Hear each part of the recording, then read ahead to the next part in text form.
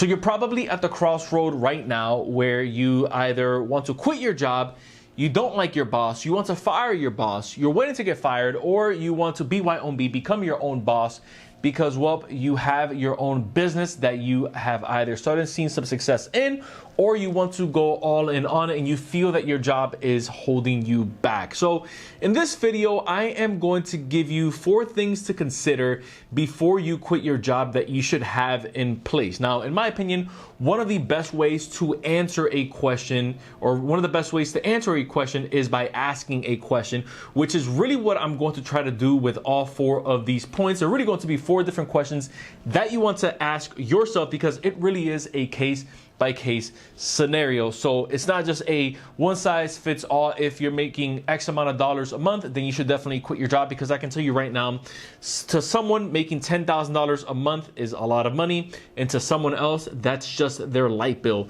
Just to put this into perspective of what we're dealing with here, which is why I designed these 4 questions that you should ask yourself, again, before you decide to fire your boss and BYOB, become your own boss. Now, the first thing that you want to ask yourself is your business, or is the side hustle that you're looking to make your full-time income, is that something that's duplicatable?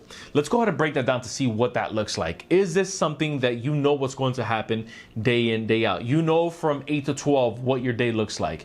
You know from, let's say, you putting out 20 ads, or from you putting out 4 pieces of content, or from you making 10 calls with clients that you have, whatever your business is and whatever that landscape looks like. How much are you actually going to be able to generate from that? If you're still a little bit lost on that, don't worry. You can still take the plunge of obviously going into that business full time, but understand that that key metric right there is something that you are going to want to pay attention to as you begin to scale your business, and as you begin to look at your business from a landscape of not just someone who works in the business, but someone who works on the business. Because the second thing that you want to ask yourself is, what type of funding do you have? Or what type of funding do you need? Or how much funding do you actually want in order for you to quit your job and, again, start that business venture? Now, I know that I gave you 3 separate questions there, but for the most part, they fall along the line of that same second question that you want to ask yourself. And it's really, how much funding do you actually need for your business? Because there's a difference between having your business and going to work to pay your bills. You see, when you go to work to pay your bills, I think that a lot of people, they, especially when they see what's on social media or when they see what's out there, they don't get the full scoop.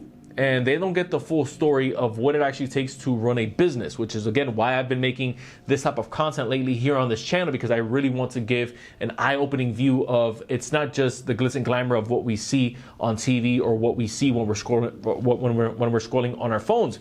You see, when we have a job, you have, in my opinion, a less stressful barrier, or a less stressful barometer, so to speak, right? And so with there being less stress, you don't have to manage other employees. You don't have to manage payroll. And again, this is all subjective of what your type of business and what your line of work is.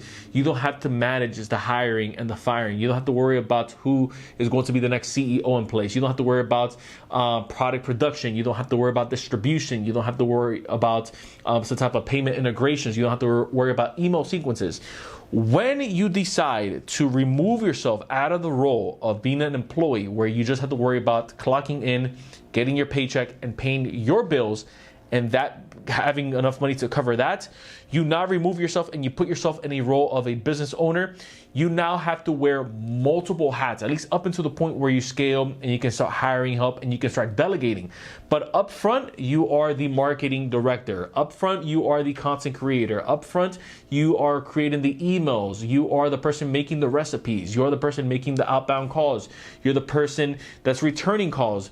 You're the person that's meeting the client. You're the person that's acquiring the client. You're the person that's part of that's creating the programs to possibly spread out and reach a larger audience. You see, all of these different hats you have to wear, and all of these different pillars require a certain portion of energy, but more importantly, also require income, because a lot of this stuff is not going to be free. So find out, how much income do I need to survive day in, day out if I didn't make another dollar for the next 3 months, for the next 4 months, for the next 5 months?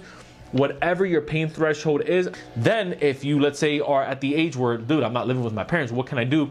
Do you have a spouse that's able to hold it down, or have you built up enough bandwidth in your income for you to actually be able to sustain yourself for 4 or 5 months? Again, just paying off your living expenses, assuming you didn't make another dime in those 4 months, as you begin to build up the cash flow in your business, because that is going to play a big role in how quickly you're able to scale. Now, how well of a job have you done with testing the market, right? I think that this part right here is one that's often downplayed, because sometimes I'm not sure if it's ego, I'm not sure if maybe someone's gassed us up, or I'm not sure if we just think that sometimes things are easier than what they really are. And they can be, right? Especially once you get really good at what you do.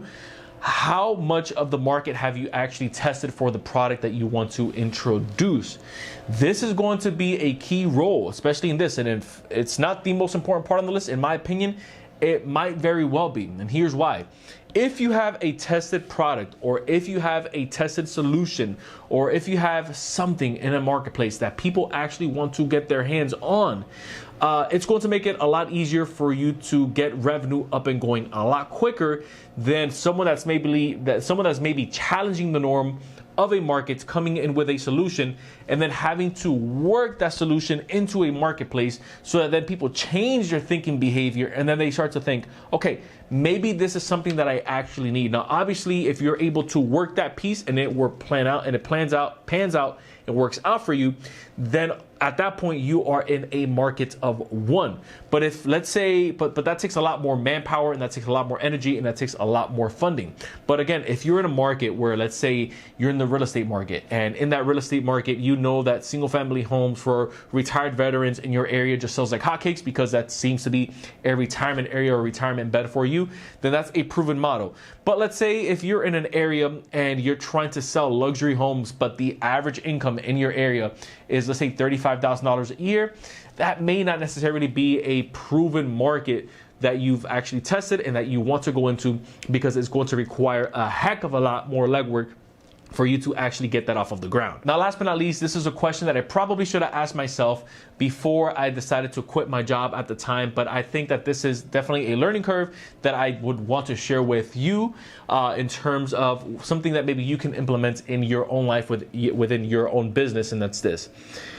Can I still have my job and scale or grow my business at the same time? Because I think that right now we live in a world where it's this or that, and we could think of it in a way of it could be this and that, right?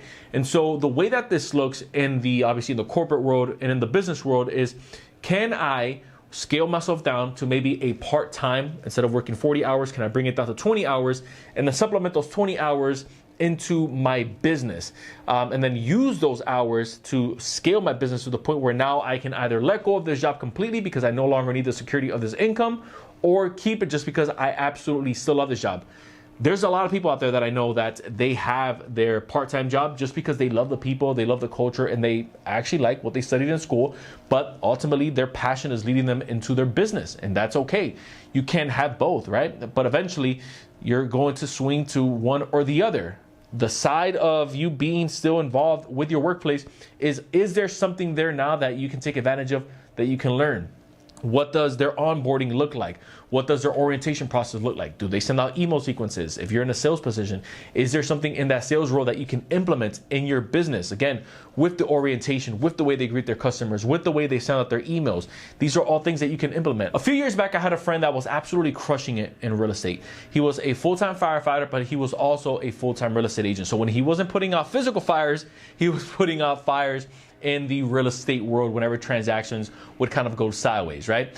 But I asked him one time, why would he still sell homes and still be a firefighter if just the income was completely lopsided? Whatever he would make a year as a firefighter, in my opinion, one of the most respected and underpaid jobs in this country, he would pretty much make in a month what he would make in a year. And so I asked him that. And he said, being a firefighter exposes me to a lot of people just because we're always out and about. and he was kind of what I would call a social butterfly. Just everyone liked him. He attracted a lot of people. And so he would stay out there. He ended up selling a lot of homes to a lot of his colleagues. And then he also ended up selling a lot of homes to just people that he kind of came across, right? In his line of work and in his business, just again, from being out there wearing his uniform, it's just it just has like this authoritative feel to it whenever you see someone in that type of uniform, which is awesome because again, it's an honorable job. And so that got me thinking, wow, that's a really good point of people are so quick to quit their jobs, not knowing that they can still leverage their jobs to help build their business. And so again, these are 4 things that you want to ask yourself before you decide to quit your job and before you decide to take this entrepreneurial journey and this entrepreneurial route. Is this something that you can actually go in full time? And is this something that you can stomach? Because I think that a lot of us have unfortunately not taken advantage of the 9-to-5 that we once had in order for us to grow our business that we have now, which is again why I wanted to convey this message to you and why I wanted to challenge you to kind of think outside of the box. And that was my phone that I dropped. But either way, I hope that you found value in this content. If you did, consider hitting the subscribe button down below. Join the official community. Don't forget that anytime we're not posting on here, we're posting over on the Inside with Irv show, which is my podcast style channel. So if you like what we have going on over here, you'll love what we have going on over there. Once again, I appreciate you guys checking me out. Until next time, everyone, I will see you in the next video.